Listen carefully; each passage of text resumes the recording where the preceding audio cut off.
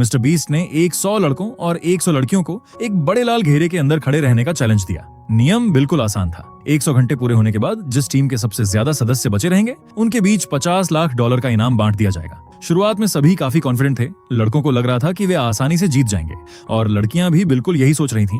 लेकिन चैलेंज शुरू होने के कुछ ही देर बाद पहली परेशानी सामने आ गई। किसी की जॉब थी, किसी को अपनी फैमिली के पास जाना था और एक खिलाड़ी को अपनी गर्लफ्रेंड से मिलने जाना था। और इसी तरह शुरुआती कुछ खिलाड़ी सर्कल छोड़कर बाहर निकल गए।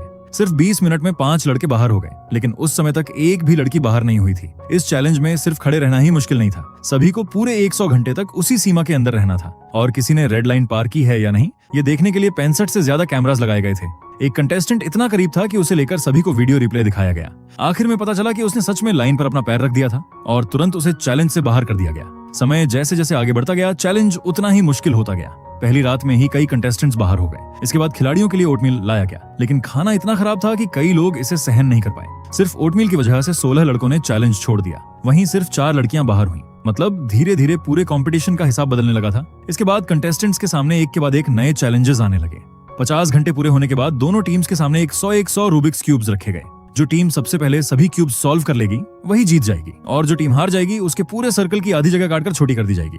लड़कों की टीम में एक ऐसा खिलाड़ी था जो रूबिक्स क्यूब बहुत अच्छी तरह सॉल्व कर सकता था, लेकिन तभी उसे $10,000 देकर चैलेंज छोड़ने का ऑफर दिया गया और आखिरकार उसने पैसे ले लिए और चैलेंज से बाहर हो गया। आखिर में रूबिक्स क्यूब चैलेंज में लड़कियों की टीम हार गई और उनका सर्कल आधा कर दिया गया। अब सभी को पहले से भी कम जगह में खड़े रहना था। फिर आया एक और बड़ा ट्विस्ट। आखिरी 10 घंटों के लिए हर सर्कल को 10 जोन्स में बांट दिया गया और हर घंटे कंटेस्टेंट्स को अपने एक जोन को बंद करना था। मतलब जैसे जैसे समय कम हो रहा था, उनके खड़े रहने की जगह भी छोटी होती जा रही थी। अब चैलेंज के आखिरी कुछ घंटे बाकी थे। दोनों टीम्स एक दूसरे के काफी करीब थीं, लेकिन अब भी एक छोटी सी गलती सब कुछ खत्म कर सकती थी।